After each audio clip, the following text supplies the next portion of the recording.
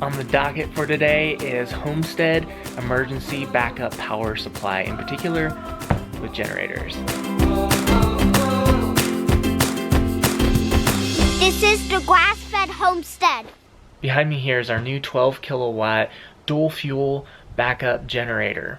This generator, with the pallet that it's sitting on, weighs 240 pounds. This thing is nicknamed the Beast, and it was a beast to get it unloaded.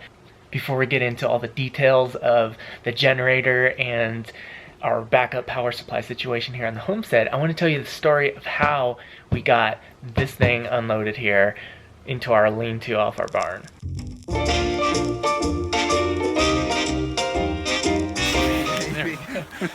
We are at the Essential Mountain Homestead today. Josh, our new friend and new neighbor, Yep. is helping me out big time. And what we got going on is I have a generator coming as our backup power supply for the homestead. It's coming on a semi-trailer. The semi can't get down our road, so I'm meeting him on a county road. He's dumping it in the bed of our pickup truck, but then I gotta get it unloaded, and I don't know about you, but I can't lift the 200-pound generator by myself. The generator is going to be heavy, so we're going to dig out the skid loader and we'll take it down there and see if we can lift all that heavy weight with the equipment and save our backs and hopefully a whole bunch of time. Awesome.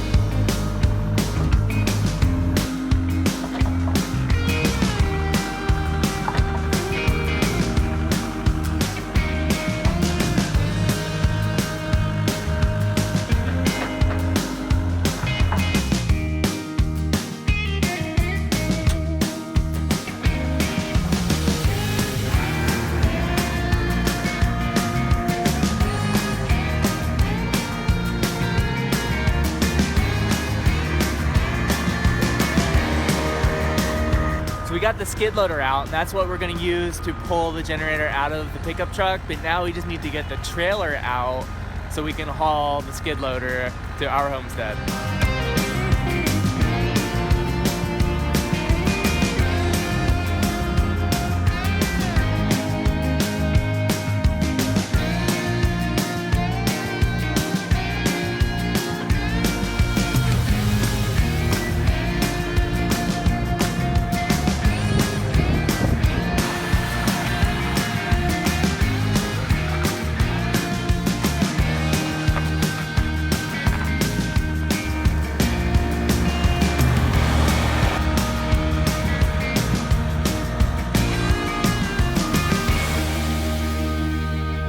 Josh, we got the generator in.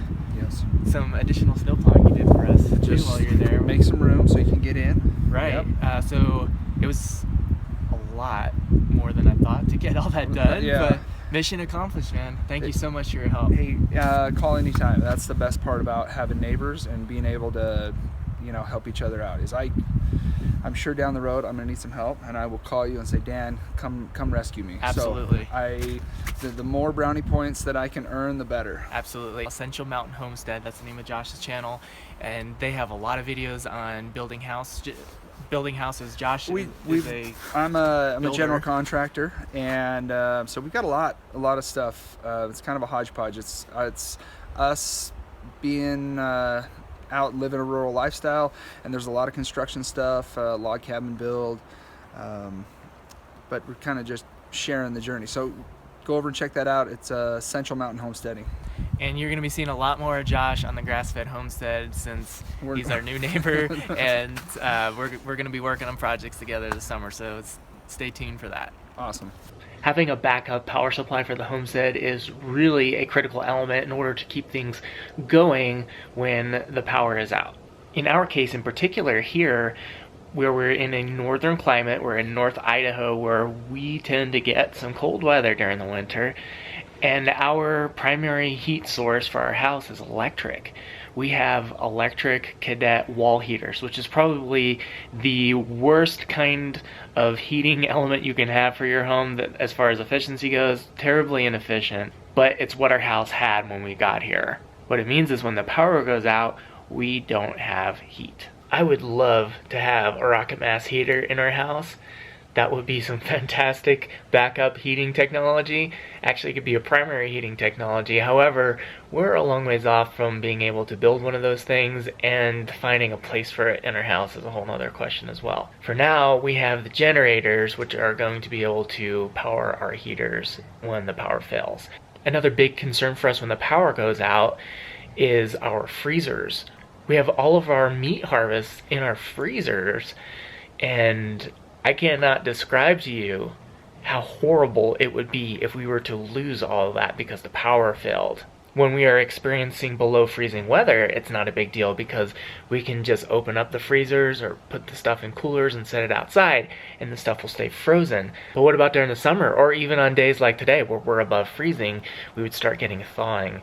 Not good. The first generator we got as far as our energy backup plan is the Honda EU2000i. This is an inverter generator, which means that it has a really clean electrical output signal. So you can plug sensitive electronics such as laptops and other handheld devices directly into it, and it's not going to cause any problems with these sensitive electronics. This is a super popular generator. It's not cheap, especially for how little energy it puts out. The 2000 represents it is 2,000 watts or 2 kilowatts at its peak. This would be fine for keeping our freezers going. This would run a few lights, but this would not work with our heaters. Our cadet heaters, I believe, are at least 2,000 watts a piece, and this thing is only rated to continuously run, I think, around 1,600 watts. So this would not be able to help us during a power outage for heat, but it could keep our freezers going. The pros to having a machine like this, though, in addition to working well with sensitive electronics, being an inverter generator, is that it's super efficient on gasoline. It really sips the fuel. So it has a really long run time. It's very quiet, and it's really portable. You can just pick it up by this handle and take it where you need it to go. Just a few weeks back, we almost got to use this thing. We had a really significant snowstorm come through, which knocked out power for our entire region. I was concerned with how long the power had been out. I was concerned about our refrigerator because I had some copas and bacon curing in the refrigerator. I couldn't just take these items and put them outside because that would freeze them and ruin the curing process. So I thought, I know, we'll fire up the generator and we'll get that refrigerator running. This is the gasoline I have in storage for powering the generator. I got this gasoline in the late fall of 2016. I didn't have any of the really good fuel storage stabilizer, PRIG. I didn't have any of that on hand, but I did have stable, so I used that. I put stable in this. The night our power was out for a long time, I got the generator out and I filled the gas tank with this gasoline, and nothing. I could not get the generator to crank.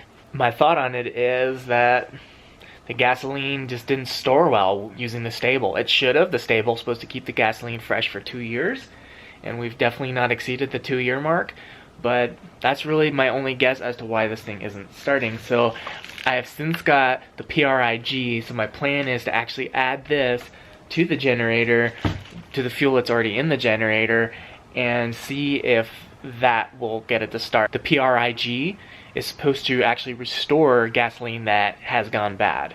If that doesn't work, I'm gonna have to use my siphon here, siphon out the gasoline, and put fresh fuel in it. Eventually the power did come back on and we didn't freeze to death, as you know because you're watching this video right now, but it was a really big wake-up call for Ashley and I. We realized that one, we need to make sure we have a functioning generator, and two, we need a generator that has enough energy output that we can run a couple heaters in the house if we need to. And that led us to getting this guy, the Beast.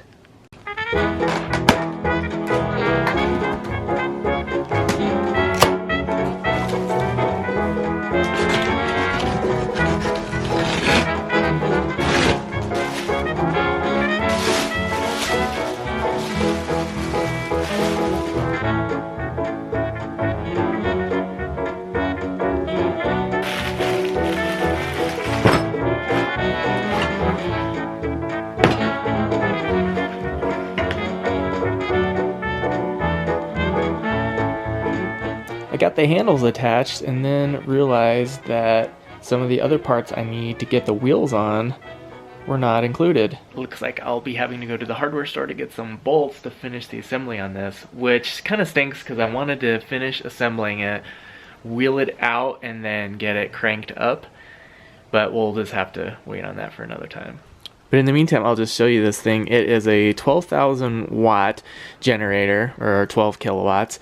It is made by Duro Max. It is made in China. It's not a fancy Honda motor, but it is a lot more affordable than a Honda. And it can take either propane or gasoline fuel. The idea of the dual fuel option here was really appealing to me. If we had a prolonged outage and I ran out of gasoline, I could quickly hook up the propane tanks that I have and use those to keep things moving while I run out to get more gasoline. So 12,000 is its maximum, but it is a 9,500 watt continuous, which should be enough for us to run a few of our heaters, the freezers, the refrigerator, some lights, and just to keep things comfortable while we're waiting for the electricity to come back on. The way we get the electricity that this thing generates to the house is through a 50 amp cable. So the output's here, and we take this whopper of a cable here, it plugs in to the generator on one end, and then goes to this box attached to our house. We just pull that back, and then we have the input right there. In order for the electricity from the generator to feed our breaker here to power the house, I flip our main breaker off, and that will enable me to slide this metal piece up and then flip this breaker, which will cause the electricity from the generator to power this. This is a really important safety piece on here. If you were to fire up the generator and the generator were plugged into your circuit breaker and your normal breaker on, it could backfeed the grid, and if there were a lineman working on the electric lines, it could electrocute them. So that would be really bad. We don't want to do that. I had my system installed by a professional electrician.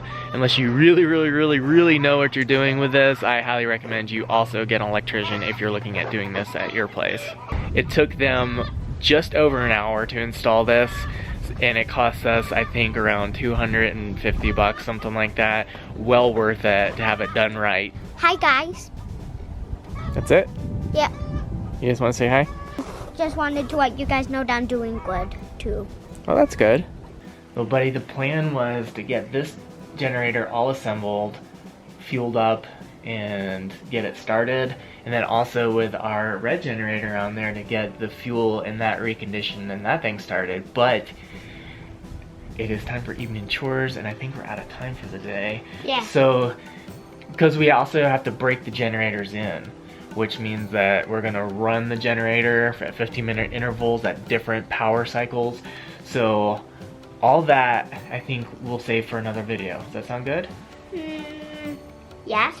Alright, so we'll get all that taken care of in another video, because again, we're about to lose daylight here and we need to get evening chores done.